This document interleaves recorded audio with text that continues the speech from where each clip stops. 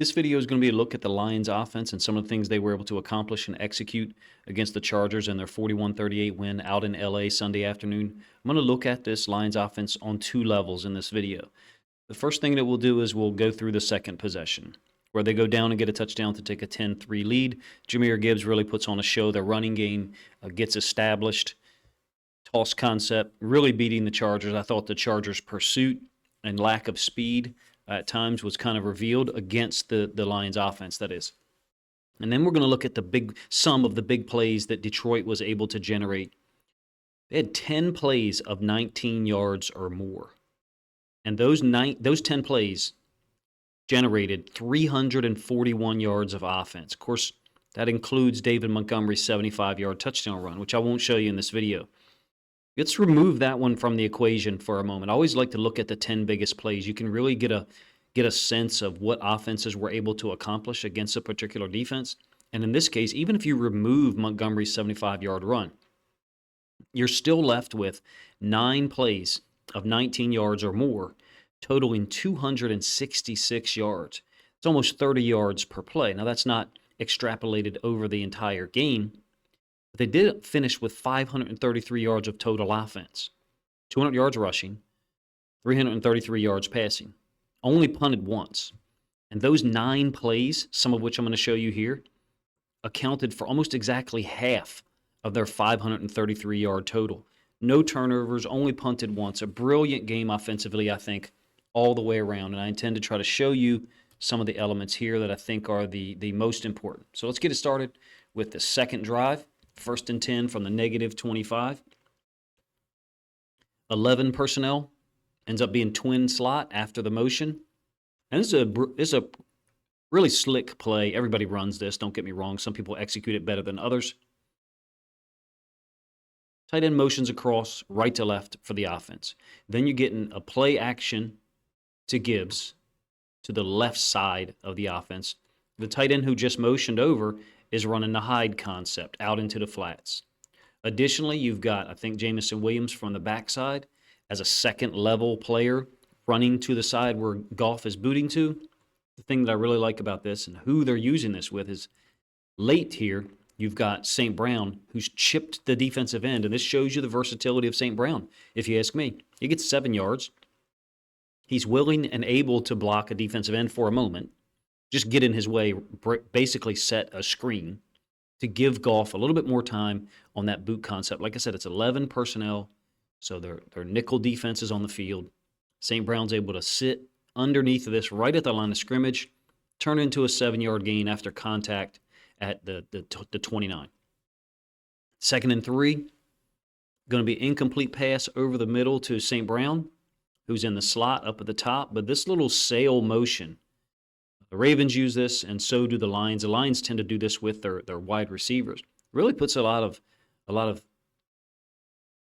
really threatens the defense, if you ask me, to both sides of the field. A lot of teams will do this motion and run him across.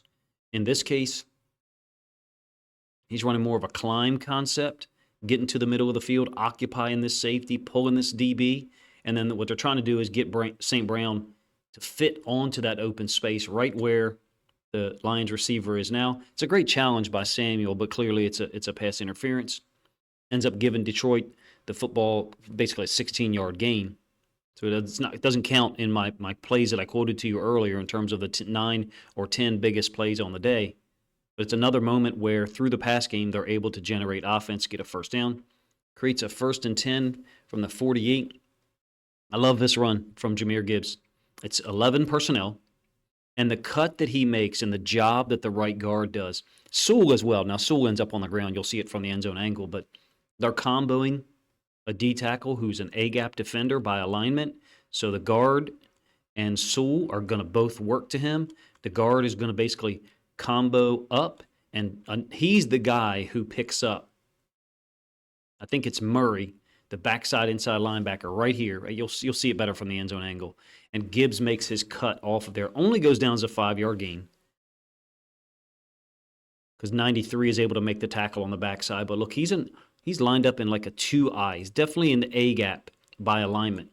60's not only going to be able to chip him, but work up to 9 and basically block him in this direction allowing Gibbs to cut off of it.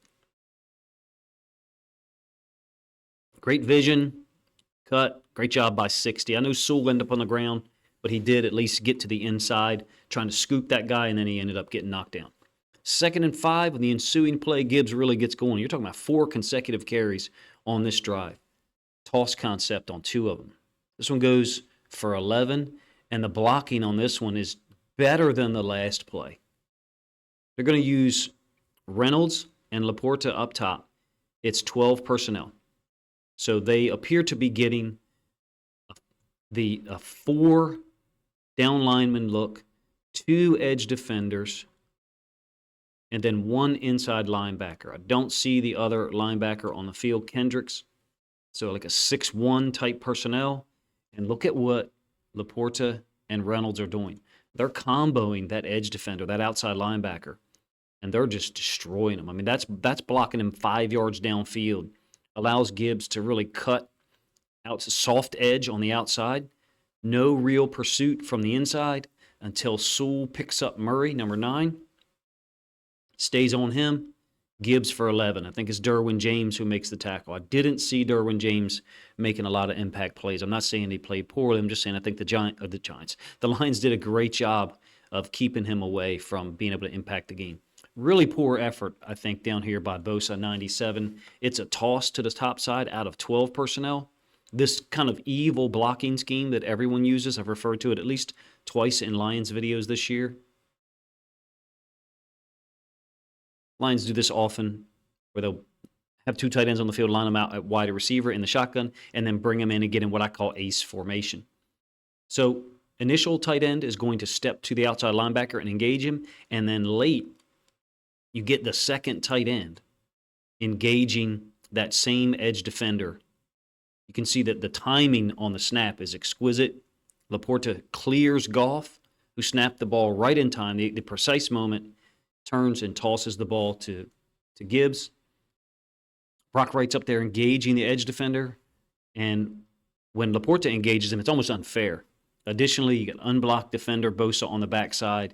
Yeah, you're trying to figure out, do you go to the top side? Do you squeeze underneath? And then if you squeeze underneath, then you kind of open the back door, maybe not exactly on that line. Bosa does neither. He just kind of stands there. Maybe he was hurt. Maybe he was gassed or something. I don't know. He's certainly a far better football player than he showed on that play. End zone angle of the same play. You'll see the horizontal stretch that is there. And then again, great vision by Gibbs. And then the burst to get downfield. You've got guys sealed off here on the backside. They're working 2-on-1 there. They're working 2-on-1 right here. The inside linebacker Murray is nowhere to be found. Gibbs for 35. The run game really got loose. This is obviously part of the formula with Ben Johnson's offense, and 35-yard gain, one of their biggest of the day. I think 4th biggest. Split backs, essentially, with Malcolm Rodriguez in at fullback. Love the blocking scheme on this one. They're going to cut the edge defender, and then what it does is it allows the guard to pull and exchange with the fullback, get out in front. Rodriguez is cutting. Same play that we talked about in a video I put out Monday night. Lions first unveiled this week 1, 2022, against the Eagles. Of course, the Chiefs used it in the Super Bowl as well, a carbon copy of the same play.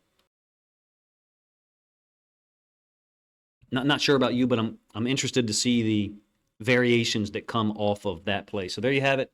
That drive was able to put the Lions ahead, and then they were basically able to stay ahead throughout the game. Chargers came back and tied it twice, I think, in the second half, maybe 3 times. Now we're going to look at 4 of the big plays that they had on offense. This is the opening play of their game-winning drive. That is Khalif Raymond down at the bottom.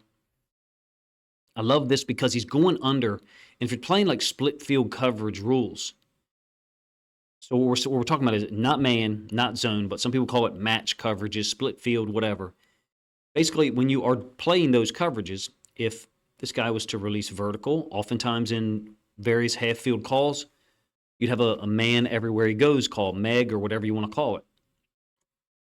If he was to go underneath at like shallower than 5 yards, it's just an under call or whatever these guys have in the call, and you'll see the corner Down at the bottom side, points. Looks like he's telling the safety to go. So to me, it looks like they've got a split field coverage here, meaning one coverage called to the top side and a totally different coverage called down here to the bottom side. This route, this underneath route, being so shallow, circumvents some of the rules from the standpoint of who's assigned to guard him. Well, it depends on the half field call. It's certainly not the corner because the corner zones off and points. So someone's supposed to take him over. Inside linebacker, safety. But you always got to be careful with which split field calls you tag together, because let's say that you allow the safety to run to this, which I'm not a big fan of, then now you've opened yourself up to limiting your top side calls because you've removed that safety from the backside and possibly something like this. Now, that's the reason why this corner is taught to zone off in some of these split field coverages. Hopefully I explain that in a way that makes sense. I'd like to do some videos about them. People call them quarters, match coverages, whatever. To me, that's a brilliant use and exploitation of the route coverage by the Lions. I believe this is Ben Johnson over here with a stack of papers celebrating Raymond's contribution, 41-yard gain. All right, another pass play that I thought was huge. This is first quarter. Deep pass to St. Brown, I think 46 yards. And it's out of 12 personnel. So they're going 12 personnel against the Chargers' base defense and then throwing the football. There was a comment in one of the videos I put out Monday night about how that's what Ben Johnson did, basically go 11 personnel, run the football, go 12 personnel, throw the football. Certainly the film that I'm watching today, this morning, backs that up. You got a Z under down here by Brock Wright, just a sit right here to occupy Khalil Mack, and they've isolated St. Brown on this safety. On the backside, safety is being occupied by the number 1 receiver, and it's a total mismatch. Just runs away from him. Lucky this didn't go for 6. I didn't think 32 played a really fantastic game. I think it's Gilman. I don't mean to be derogatory about an NFL player, but I didn't think he played quite well in the film that I watched.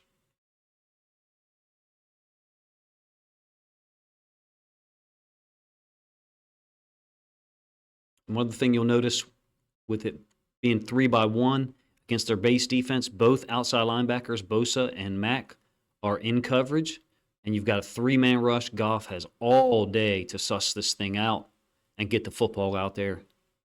As much difficulty as the Lions defense had getting pressure on Herbert, especially once mid-second quarter onward when the Chargers got rolling, the Chargers defense similarly had trouble with Jared Goff. All right, this is a third quarter drive. This is a big conversion to St. Brown. We're skipping forward here, to be honest with you. It's going to be a 33-yard gain.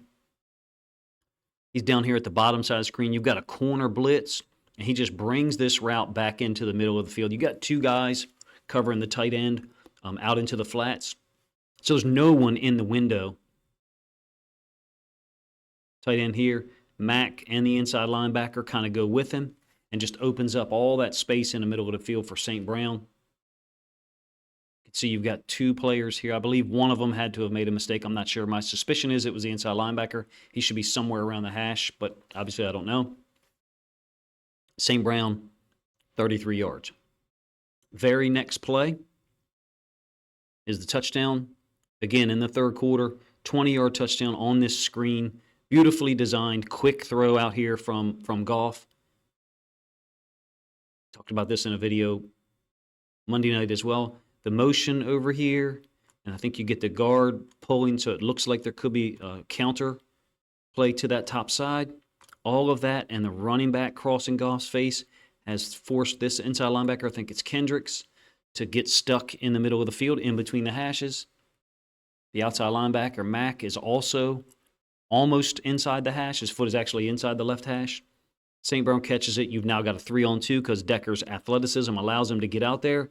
What basically turns into a down block out in space. I thought there was times where the Chargers defense not only was giving up big plays, but didn't look very enthused and very confident when dealing with this Lions offense. It almost seemed like Ben Johnson was playing 4D chess. Last one that I'll show you, this is the fourth quarter touchdown to Brock Wright. It's a 3rd and 1. Brilliant play call. I likened this to his game-winning touchdown catch against the Jets, which I think was on a 4th down in 2022 in New York. You've got 2 tight ends down here. Fullback, 80 is the backside wide receiver. He's often in in like these 13 personnel groupings. It's interesting. Wright gets over the linebacker level. I talked about it and said that I suspect that if Brock Wright was covered very well, Goff would have the ability to just throw that football out of the back of the end zone, kind of safeguard that play, not take a negative yardage play, still retain the ability to go for it on 4th and 1, which Ben Johnson did, and Dan Campbell and Ben Johnson did multiple times, and obviously so did the Chargers to great effect. So my look at the second possession of the Lions offense, I thought the game from a play calling standpoint, Ben Johnson seemed to be 2 steps ahead of the Chargers at all times. Of course, it took some 4th down conversions to get things accomplished. So maybe you'd say, well, he wasn't 2 steps ahead. He had to convert 4th downs to do so. I believe that sometimes Ben Johnson and Dan Campbell know they're going to go for it on 4th down, so they're comfortable on 3rd and 8 only getting 6 yards. And I think there's something to be said for that. I kind of touched on it briefly in a video Monday night. I'd like to put my words into it in a more concrete fashion, perhaps for a video later this week, and maybe show some film to prove it. I suspect they're taking a little bit different approach than some other teams are, whereby instead of trying to get all 8 yards on a 3rd and 8 or all 9 yards on a 3rd and 9, they're comfortable getting 6 or 7 because they know they're going to go for it on 4th down. And I wonder the impact that has on Jared Goff in terms of his decision making in those moments. I feel like it gives him a wider spectrum of positive results and a smaller possible number of negative outcomes. Maybe I'm not putting it into great words, but you guys let me know what you think of that thought. Clearly, the run game, 200 yards on the ground. Both those guys that you see on screen, Montgomery and Gibbs, had huge runs, 75-yarder for Montgomery, 35-yarder for Gibbs. They looked great. They looked healthy.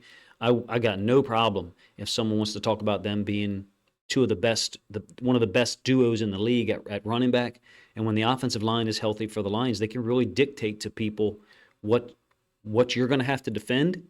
And out of the different personnel groupings that Ben Johnson's using, they can pretty much control where you're going to have to defend it based upon field and boundary and your strengths and weaknesses. Man, you guys let me know what you think of the video, reviewing the second possession, and then where they really set the tone with the run game. And then looking at the big plays, at least 4 of the big plays that generated 341 yards of offense on 10 plays. I feel like that's an unbelievable stat. I'm going to go through and look at my game stats from every other game I've saved this year through 10 weeks to see if anyone else has been able to generate that much yardage from their top 10 plays. Appreciate you guys' time. If you think other Lions fans would enjoy this content, this film study look at the Lions offense, then please consider grabbing a link to this video, sharing it out on social media to help this content get more reach.